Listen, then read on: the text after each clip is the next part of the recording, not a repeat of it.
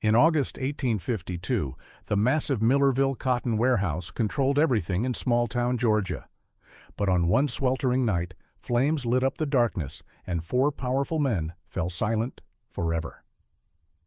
The enslaved community had finally struck back with deadly precision. How did they turn their master's own greed into their deadliest weapon? Tell us which country you're watching from. Subscribe for more hidden historical stories. Georgia, August 1852.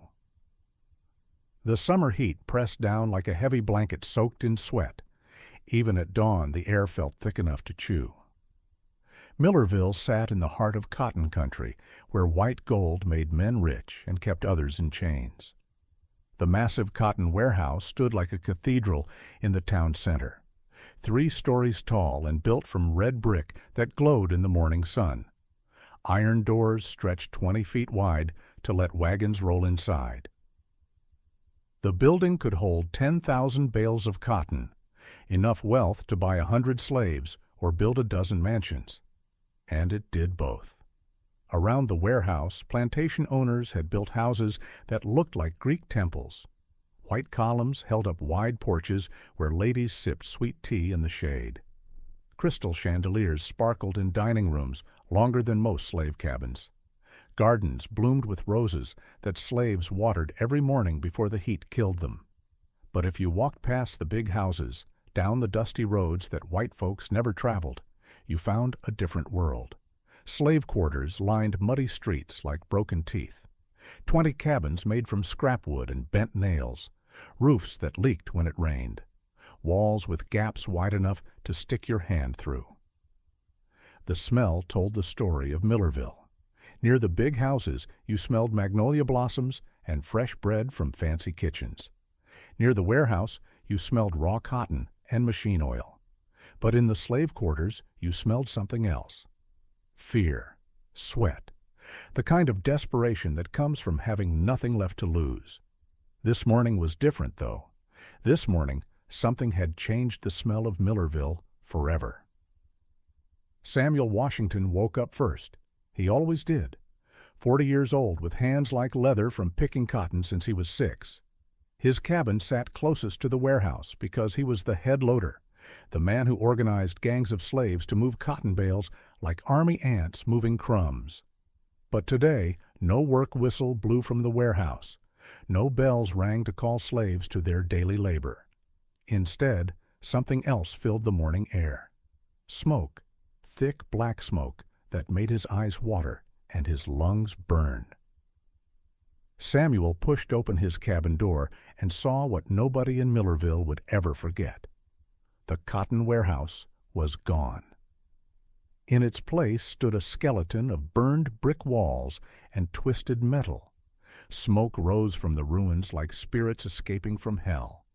But the fire wasn't the worst part. The worst part was what Samuel found when he ran toward the ruins to see if anyone needed help. 4 bodies lay in the ashes near what used to be the main door, not burned beyond recognition, but close. Close enough that it took Samuel a few minutes to figure out who they were. Then his stomach dropped like a stone in deep water. Master Edmund Hartwell, the richest planter in 3 counties. His white suit was now black with soot and ash. Judge Marcus Bellwood, the man who sent runaway slaves to the gallows without blinking. His gold pocket watch had melted against his chest. Colonel Thomas Bradley, owner of 4 plantations and 600 slaves. His fancy boots were still smoking. Banker William Morrison, the man who financed slave ships and cotton mills. His silver walking stick lay twisted beside his body. The 4 most powerful men in Georgia cotton country, dead in the ashes of their own greed. Samuel stood there in the morning heat, sweat mixing with tears on his face. Not tears of sadness, tears of something else, something that felt like the first cool breeze after a long, hot summer. Other slaves began gathering around the ruins. They whispered in voices too low for white ears to hear. They looked at the bodies with faces that showed nothing, but their eyes told different stories. Eyes that had seen too much suffering, eyes that knew justice when they saw it. The warehouse bell tower still stood among the ruins, but it would never ring again. The men who owned that bell were beyond caring about cotton schedules and slave labor. They had learned what it felt like to have no escape, no power, no voice to cry for help. By full sunrise, white folks would come running. They would ask questions and demand answers. They would want to know who dared to strike back at the heart of their cotton empire. But for now, in these quiet moments before the storm, the slaves of Millerville allowed themselves something they rarely felt. Hope?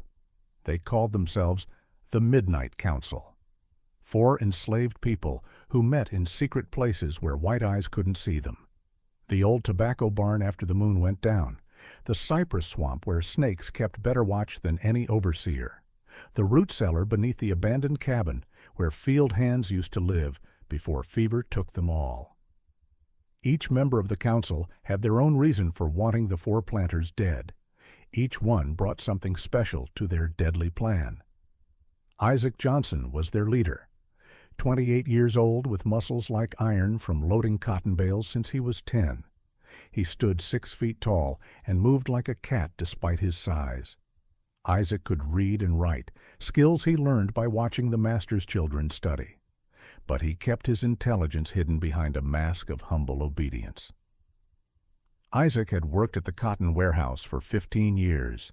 He knew every inch of that building, which doors stayed unlocked at night, where the oil lamps were stored, how the ventilation worked to keep cotton dust from exploding. Most importantly, he knew the warehouse was a death trap waiting for the right spark. That building's like a powder keg, Isaac told the others during one of their midnight meetings. All that cotton dust in the air. One flame in the wrong place, and the whole thing goes up like the devil's own fireworks. But Isaac's knowledge came with a terrible price. Last spring, his younger brother Daniel had been caught trying to learn his letters. Master Hartwell decided to make an example of the boy. He sold Daniel to a sugar plantation in Louisiana, where slaves died from overwork within 2 years.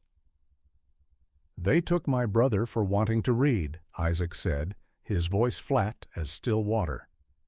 "Maybe it's time they learned what books really teach." That smart slaves are dangerous slaves.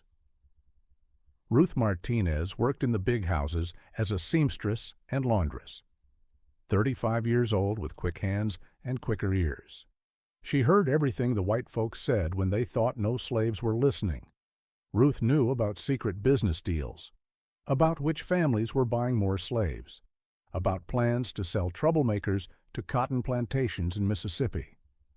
Ruth moved between all 4 planters' houses like a shadow. She mended their clothes and washed their sheets. She served tea to their wives and tended their sick children. But she also gathered information that could destroy them all. "Rich white folks think we're invisible," Ruth whispered to the council. "They talk about selling families and whipping slaves like we ain't even human. But invisible people see everything, and we remember everything too."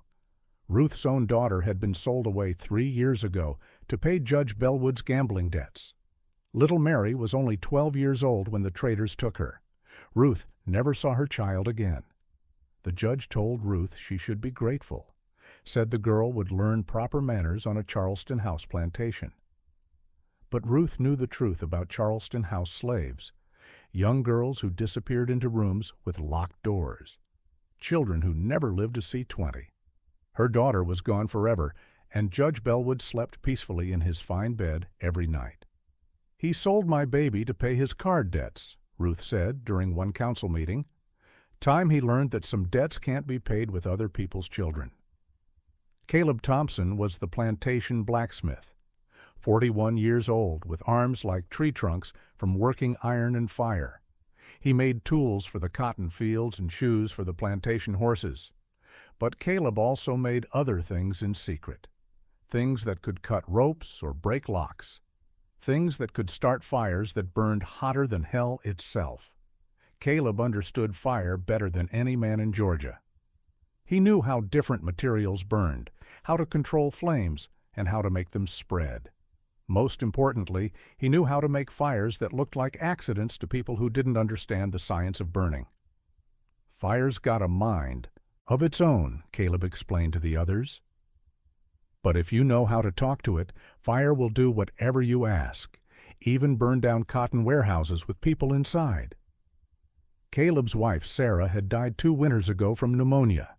She got sick working in Colonel Bradley's rice fields during the coldest months. The colonel refused to let her rest or see a doctor, said slaves were too valuable to waste time babying. Sarah worked until she collapsed, then died 3 days later, coughing up blood. The 4th member of their council was young Rebecca Washington, only 19 years old, but already carrying scars that would last forever. She worked in the cotton fields from dawn to dusk, picking bolls until her fingers bled. Rebecca was quick and smart and angry as a hornet's nest. Rebecca had grown up watching her family destroyed piece by piece. Her parents were sold when she was 15. Her brothers went to different plantations in different states. Her sister died from a beating that went too far. Now Rebecca lived alone in a cabin meant for a whole family. "I ain't got nobody left to lose," Rebecca told the council during their final planning meeting. "They already took everything that mattered to me. Now it's time to take something from them." Together, these 4 people had everything they needed for their plan. Isaac had the knowledge of the warehouse. Ruth had access to information and the planters' houses. Caleb had the skills to create the perfect fire. Rebecca had nothing left to lose and everything to gain. They spent months planning every detail, watching the planters' routines, learning when they met and where, preparing for the night when justice would finally be served in flames and smoke. That night was coming soon. The breaking point came on a Tuesday in July. Little Emma Johnson was only 8 years old. She had big brown eyes and pigtails that bounced when she ran. Her mama Ruth worked as a seamstress in the big houses. Her daddy Isaac loaded cotton bales at the warehouse. Emma was their only child left after the others got sold away. That morning, Emma was carrying water to field hands picking cotton. The bucket was heavy for such small arms. She struggled to keep it steady as she walked between the rows. Sweat dripped from her forehead in the Georgia heat. Master Edmund Hartwell was riding his horse through the cotton fields, checking on his workers, making sure no one was moving too slow or resting too long. His face was already red from whiskey he had drunk with breakfast. Emma didn't see the horse coming. She was focused on not spilling the water. When Master Hartwell's voice boomed behind her, she jumped like a scared rabbit. The bucket flew from her hands. Water splashed across the red dirt and disappeared. "What did you just do, you worthless little animal?" Hartwell roared, climbing down from his horse. Emma started crying. She dropped to her knees and tried to scoop the muddy water back into the bucket with her bare hands. "I'm sorry, Master Hartwell." "I didn't mean to spill it. Please don't hurt me." But Hartwell was beyond listening to apologies. The heat and whiskey had poisoned his brain. His rage took control of his body like a wildfire spreading through dry grass. "That water cost me money," he snarled, pulling his riding whip from his belt. "Time you learned what happens to slaves who waste my property." The first blow knocked Emma flat on her back. The second caught her across the face. The third hit her chest so hard something cracked inside. Other field hands heard her screaming and came running, but they knew better than to interfere when a master was disciplining a slave. Isaac Johnson heard his daughter's cries from the cotton warehouse. He dropped the bale he was carrying and ran toward the fields as fast as his legs could move. But by the time he reached her, it was too late. Little Emma lay still in the red dirt. Her brown eyes stared at nothing. Her chest didn't rise or fall. Blood trickled from her mouth like a tiny red stream. Master Hartwell stood over her body, coiling his whip like nothing had happened. "Should have taught her to be more careful," Hartwell said to Isaac without a hint of shame. "Clean up this mess and get back to work." Isaac knelt beside his daughter's broken body.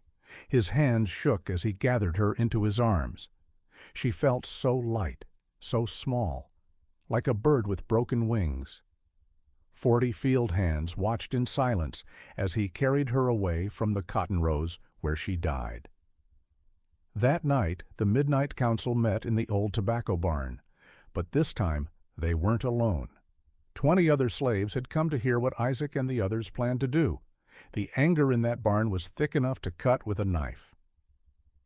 "He killed my baby over a bucket of water," Isaac said, his voice steady as stone.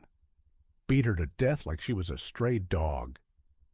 Ruth Johnson sat in the corner, holding Emma's favorite doll, a corn-husk figure with button eyes and yarn hair. Tears streamed down her face, but her voice was cold as winter ice. "That man ain't human," she whispered. "No human being beats a child to death over spilled water." But Emma's murder wasn't the only horror that summer had brought. The 4 planters seemed to be competing to see who could cause the most suffering. Judge Marcus Bellwood had sold 3 families the month before. Mothers separated from babies, husbands torn away from wives, children who would never see their parents again, all to pay gambling debts from poker games in Savannah.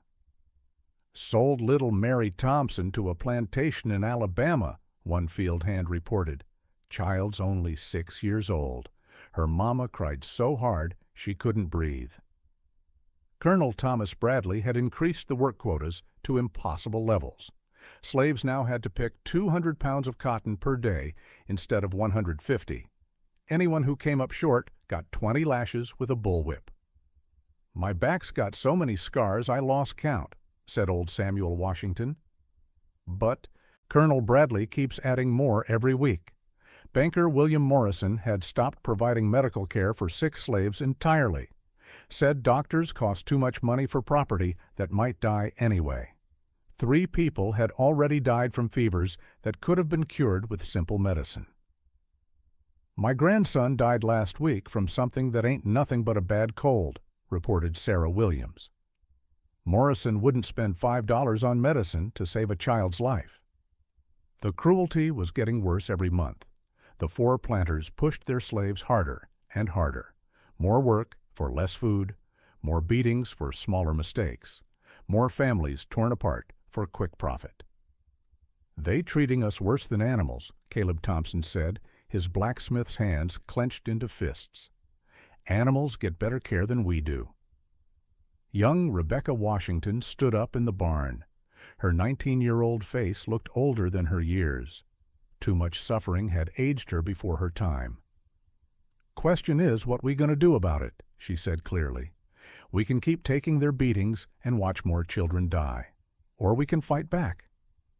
The barn fell silent, except for crickets chirping outside. Everyone knew what fighting back meant. Dead white men, manhunts with bloodhounds, slaves hanging from trees as examples to others. But they also knew what not fighting back meant. More children beaten to death, more families sold apart, more people dying from neglect and cruelty. Isaac Johnson looked around the barn at faces he had known all his life, people who had endured decades of suffering, people who had watched their loved ones destroyed by the 4 most powerful men in Georgia. "My daughter died today for spilling water," he said quietly. "How many more children got to die before we say enough?"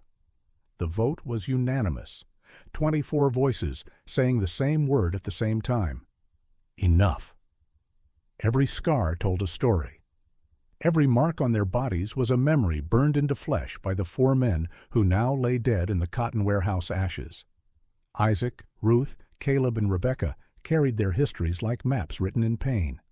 Each one had traveled different roads to Millerville, but they all ended up under the same brutal masters. Isaac Johnson came to Georgia in chains when he was 13 years old. Born on a tobacco plantation in Virginia, he watched his parents sold to different buyers when the old master died. The slave traders loaded Isaac onto a wagon with 15 other children, all of them crying for families they would never see again. Master Edmund Hartwell bought Isaac at the Savannah slave market for $400. The boy was strong for his age and smart enough to learn warehouse work. Hartwell needed reliable slaves to handle his growing cotton business. But Isaac's real education came from watching and listening. He learned to read by studying shipping labels on cotton bales. He memorized numbers by counting inventory.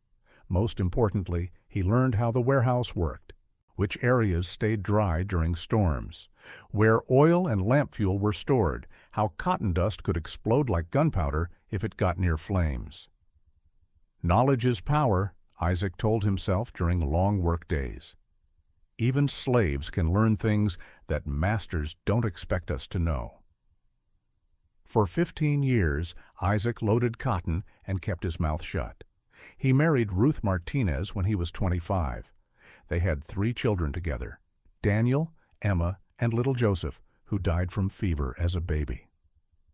Master Hartwell sold Daniel to Louisiana sugar planters last spring. The boy's crime was learning to read. Emma died just days ago from a beating over spilled water. Now Isaac and Ruth had buried 2 children and lost a third to slavery's cruelty. Ruth's story started different, but ended the same way. She was born free in Savannah to a seamstress mother and sailor father. They lived in a small house near the harbor where her mother took in washing and mending for ship captains' wives. Freedom for black people was always dangerous in Georgia. When Ruth turned 16, slave catchers grabbed her off the street. They claimed she was a runaway from a plantation in South Carolina. Her parents had no papers to prove she was born free, no money for lawyers, no white friends to speak up for them. Judge Marcus Bellwood bought Ruth at auction for $600. House slaves cost more than field hands because they could read and write. Ruth became the judge's personal seamstress and laundress. She mended clothes for his family and washed sheets for his household. But Ruth also heard everything the white folks said when they thought no slaves were listening. She learned about business deals and family secrets. She knew which plantations were buying slaves and which were selling them. She discovered that knowledge was the only weapon slaves could hide from their masters. Judge Bellwood sold Ruth's daughter Mary 3 years ago to pay gambling debts. The girl was only 12 years old. Ruth never saw her child again.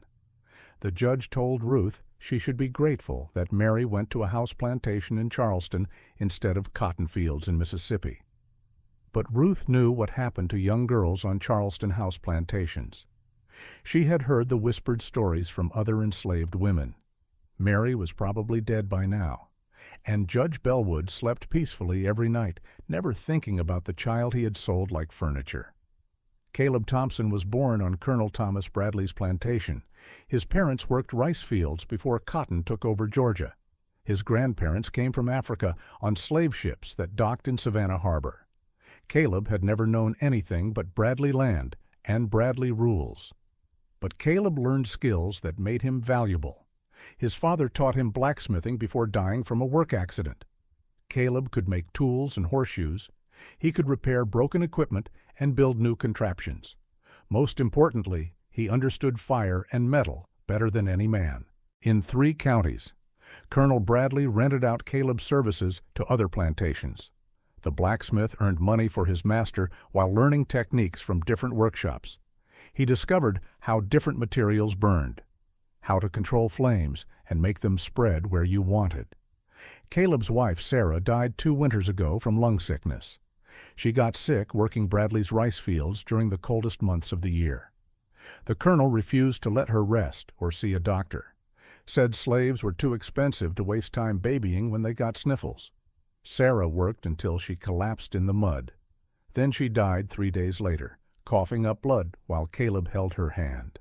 Colonel Bradley bought a replacement field hand the next week, paid more for the new slave than Sarah's medical care would have cost. Rebecca Washington was the youngest member of their group, only 19 years old, but already carrying enough scars to last a lifetime. She grew up watching her family destroyed piece by piece by banker William Morrison's business decisions. Morrison owned the bank that financed most of Georgia's cotton operations.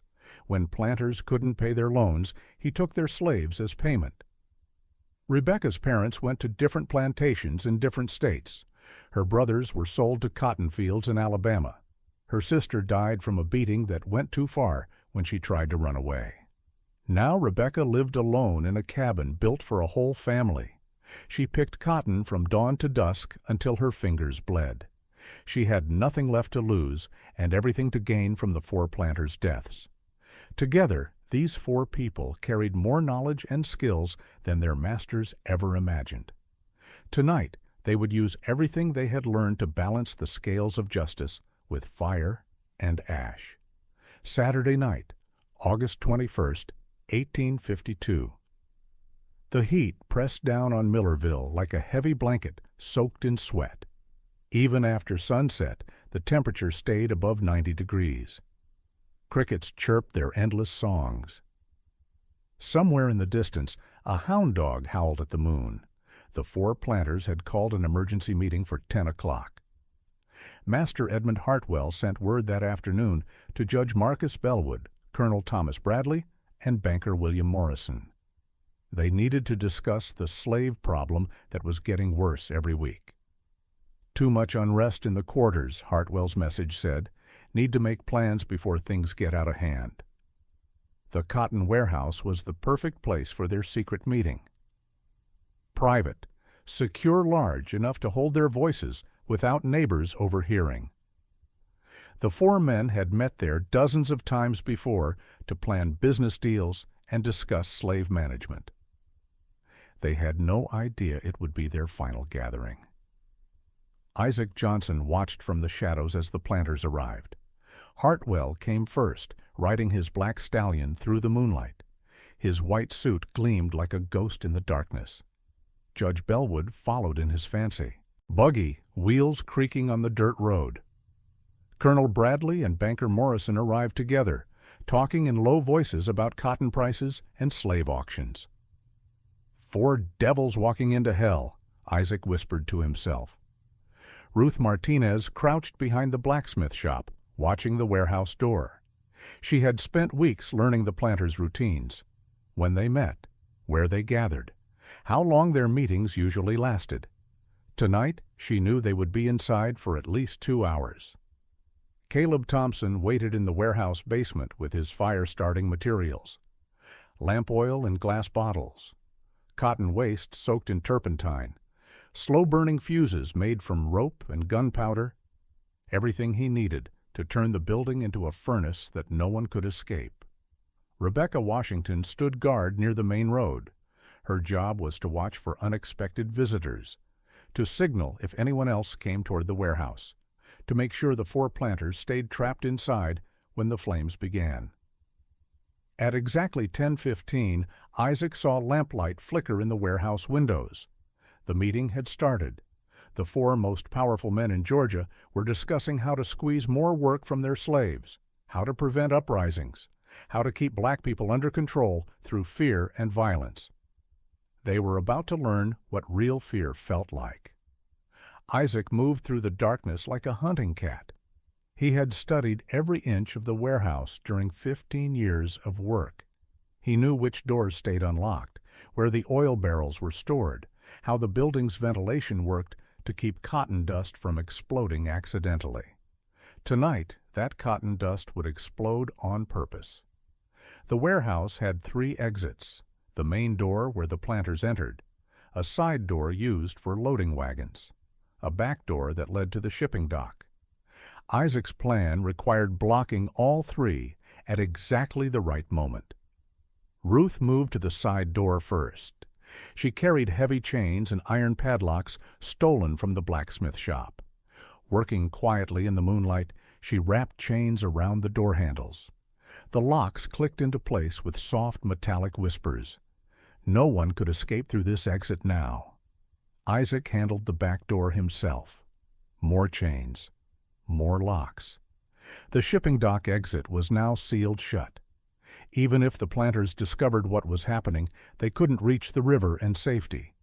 That left only the main door, the entrance the 4 men had used to enter their tomb. Caleb emerged from the basement like a ghost rising from hell. His arms were covered in oil and cotton waste. His clothes reeked of turpentine and sulfur. He had spent an hour arranging combustible materials throughout the building's foundation, creating a network of fire that would spread faster than panic. "Everything's ready downstairs," he whispered to Isaac. "Give me 5 minutes to reach the main door, then light your fuse." Inside the warehouse, the planters argued about discipline and punishment. Their voices carried through the wooden walls like judgments from a corrupt court. 20 lashes ain't enough anymore," Colonel Bradley was saying. "These slaves need to learn real fear. Maybe some hangings would remind them who's in charge." "Selling families apart works better than whipping," Judge Bellwood replied. "Nothing breaks a slave's spirit like watching their children disappear forever." "Both methods have merit," Banker Morrison added. "The key is making examples that other slaves will remember and fear." Master Hartwell agreed with all of them. "That's why I called this meeting. We need coordinated discipline across all our plantations. United front. Show these slaves what happens when they get uppity ideas about freedom." They were planning to increase the suffering, to break more families, to kill more children like little Emma Johnson. The four devils were designing new horrors while sitting in cotton that enslaved people had picked with bleeding fingers. Rebecca gave the signal from her position near the road, a soft bird call that meant all clear. No one else was coming to the warehouse tonight. The planters were alone with their evil plans and the justice that was about to consume them. Caleb reached the main door and began wrapping chains around the handles, but he left them loose, not locked yet. The planters needed to smell smoke and feel heat before their final exit disappeared. They needed to understand what was happening, to know that their victims had finally struck back. Isaac crouched near the basement entrance with a lit match in his hand. The flame danced in the humid night air like a tiny orange spirit.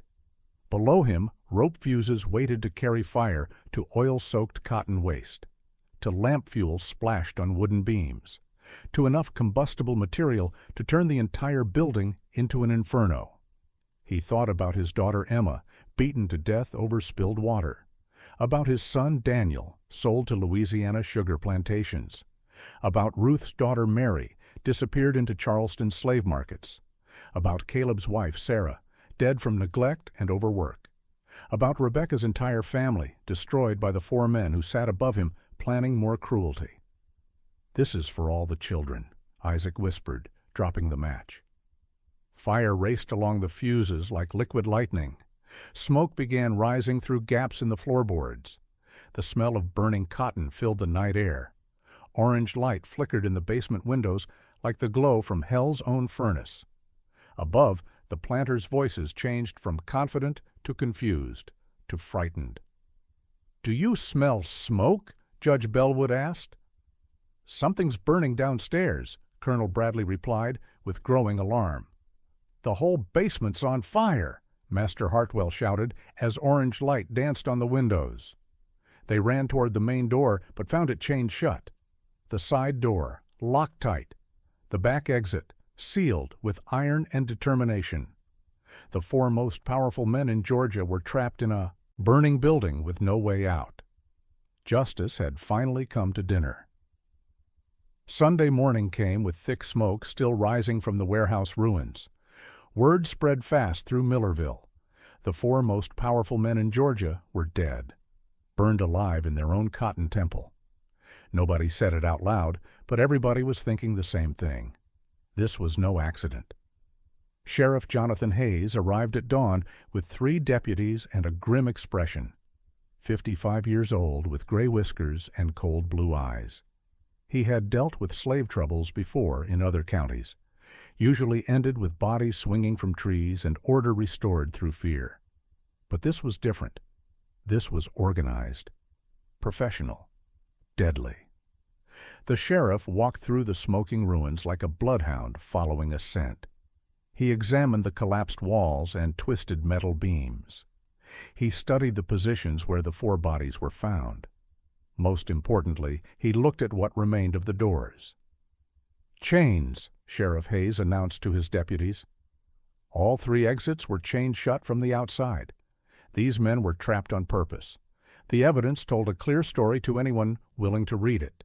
Heavy iron chains wrapped around door handles, padlocks that could only be opened with keys, burn patterns that showed the fire started in multiple places at once. "This was murder," Deputy William Crawford said, stating what everyone already knew. "Mass murder," Sheriff Hayes corrected, "and it was planned by people who knew this building inside and out." By 10 o'clock, curious white folks had gathered around the ruins. Plantation owners from neighboring counties, merchants and bankers from Savannah. Even the mayor of Millerville made the trip to see what remained of Georgia's cotton empire. They whispered among themselves in voices filled with fear and rage. If 4 of the state's most powerful planters could be murdered in their own warehouse, no white man was safe. The slaves were getting ideas about freedom and revenge. "We need to make examples," said Colonel James Whitmore from a plantation near Augusta. "Show these slaves what happens when they forget their place." "Agreed," replied Judge Samuel Patterson from Savannah. "But first, we need to find who did this. Root out the conspiracy before it spreads to other counties." Sheriff Hayes began his investigation at the slave quarters. 20 cabins lined the muddy street like broken teeth. Thin smoke rose from cooking fires. Children played in the dirt, while their mothers watched with worried eyes. Fear hung over the quarters, thick as morning fog. Everyone knew what happened when white men died. Innocent people would suffer along with the guilty. That was the way of things in Georgia. That was the law written in blood and terror. Isaac Johnson stood on his cabin porch like he had nothing to hide. His face showed the right amount of shock and confusion. His voice carried the proper tone of a loyal slave concerned about his master's deaths. "Terrible thing, Sheriff Hayes," Isaac said, shaking his head sadly. "Master Hartwell was a good man, always treated us fair. The lie came easy after years of practice. Slaves learned to hide their true feelings behind masks of submission, to say what white folks wanted to hear instead of what they really thought." But Sheriff Hayes noticed things that most white men missed: how Isaac's hand stayed steady when everyone else was shaking, how his eyes never looked directly at the burned warehouse, how he seemed more prepared for questions than surprised by them. "Where were you Saturday night between 10 and midnight?" the sheriff asked. "Right here in my cabin with my wife Ruth," Isaac replied without hesitation. "We went to bed early because Sunday's a work day." "You can ask her yourself if you don't believe me." Ruth Martinez appeared in the doorway right on cue. Her face showed perfect grief and confusion. She dabbed at her eyes with a torn piece of cloth like she'd been crying all morning. "It's true, Sheriff," she said, in a voice that trembled just right. "Isaac was here with me all night. We heard terrible screaming around midnight, but thought it was wildcats fighting in the woods." The alibi sounded reasonable. Married couples sleeping in their own cabin. Nothing unusual about that. But Sheriff Hayes had investigated enough crimes to know that reasonable didn't always mean truthful. He questioned Caleb Thompson next. Found the blacksmith working at his forge like nothing had happened, hammering iron on his anvil, making horseshoes for plantation horses, acting busy and innocent. "You know anything about chains and padlocks, Caleb?" the sheriff asked directly. "I make them sometimes for the masters," Caleb replied honestly. "Fix broken ones, too. Part of my job is to keep the hardware working properly." "Any chains or locks missing from your shop?" Caleb made a show of checking his inventory, walking around the forge and counting supplies, scratching his head like a confused slave trying to be helpful. "Hard to say, Sheriff. I make chains and locks for lots of plantations. Keep some here and send others where they're needed. Don't always keep a perfect count." Another reasonable answer. But Sheriff Hayes noticed Caleb's hands were cleaner than they should be. No oil stains or soot under his fingernails, like he'd scrubbed them extra hard with lye soap. Rebecca Washington was picking cotton when the sheriff found her, working fast with bleeding fingers like nothing had changed. like the 4 men who controlled her life, weren't lying dead in a burned warehouse. "You seem calm for someone whose master just died," Sheriff Hayes observed. "Death comes to everyone, Sheriff," Rebecca replied, without looking up from the cotton plants. "Master Morrison's with the Lord now. Ain't my place to question God's will." The words carried just the right amount of religious acceptance, the tone of a simple slave who trusted divine providence. But her eyes told different stories when she thought no one was watching, eyes that burned with satisfaction instead of grief. By afternoon, Sheriff Hayes had questioned 20 slaves and gotten 20 perfect alibis. Everyone was sleeping in their cabins. Everyone heard screaming but thought it was animals. Everyone seemed shocked and saddened by their masters' deaths. Too perfect, too coordinated, like they had practiced their answers beforehand. This was planned by more than one person, Sheriff Hayes told his deputies. Organized resistance, multiple conspirators working together. The investigation continued into the evening. Deputies searched slave cabins for evidence. They found nothing suspicious. No extra chains or padlocks, no materials for starting fires, no signs that anyone had been planning murder. But absence of evidence wasn't the same as evidence of innocence. Smart conspirators would have destroyed or hidden anything that could connect them to the crime.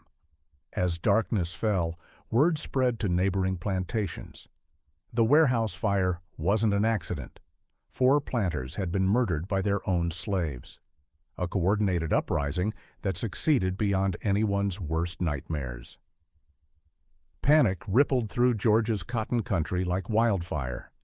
Plantation owners increased security around their homes. They armed their overseers with extra weapons. They watched their own slaves with new suspicion and fear. If it could happen in Millerville, it could happen anywhere. The manhunt was about to begin in earnest. Monday morning brought bloodhounds and bounty hunters to Millerville. Sheriff Hayes arrived with 24 armed men and 6 tracking dogs, the kind of dogs trained to follow human scent through swamps and pine forests, the kind of men who made their living hunting runaway slaves. But the midnight council had vanished like smoke in the wind. Their cabins stood empty. Work tools lay abandoned in the cotton fields. Even their few possessions had disappeared during the night. Somewhere between Sunday evening prayers and Monday dawn, 4 people had melted into the Georgia wilderness. The manhunt began at the slave quarters. Bloodhounds sniffed at cold fire pits and empty beds. They picked up scent trails leading toward the Oconee River, toward the cypress swamps where alligators ruled and white men feared to follow. Isaac Johnson had planned their escape route for months. He knew every deer path through the wetlands, every island of solid ground and miles of black water, every hiding place where Spanish moss hung thick enough to conceal human shapes. The 4 conspirators moved like ghosts through water that came up to their chests. Ruth carried dried food wrapped in oilcloth. Caleb brought tools for building shelters and starting fires. Rebecca scouted ahead for dangers both human and animal. Behind them, dogs howled like demons in the distance. Men cursed and shouted as they struggled through unfamiliar terrain. But the swamp belonged to people who had hidden there for generations. It protected its children from those who would harm them. For 5 days, the chase continued. Bounty hunters on horseback found their animals useless in the muddy water. Bloodhounds lost scent where creeks joined rivers. Professional trackers admitted defeat in terrain that shifted like quicksand. On the 6th day, search parties found evidence of violence, torn clothing caught on cypress roots, blood on a fallen log, signs that someone had fought desperately and lost. "Gators got 'em," one bounty hunter declared, pointing at drag marks leading into deep water. "Nothing left but bones, and the swamp will keep those secrets forever." Sheriff Hayes agreed reluctantly. 4 fugitives had entered the wetlands. 4 sets of tracks had vanished into water and mud. Whether taken by alligators, quicksand, or their own desperation, the result was the same. The official report listed all 4 suspects as Deceased by misadventure while resisting capture. Case closed. Problem solved. Order restored to what remained of Millerville's cotton empire. But riverboat captains told different stories. They spoke of mysterious passengers on moonless nights. Former slaves whispered about helpers who appeared when runaways needed guidance north. Children sang songs about four spirits who still watched over those who suffered. The truth disappeared with the conspirators themselves. Whether they died in Georgia swamps or found freedom in northern cities, no one could say for certain.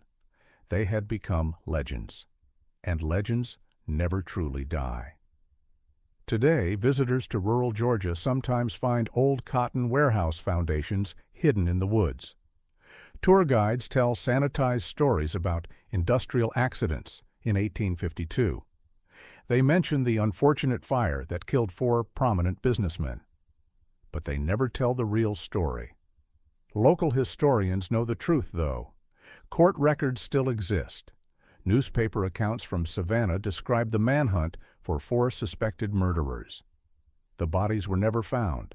The case was never solved. Old folks in small Georgia towns still whisper different tales.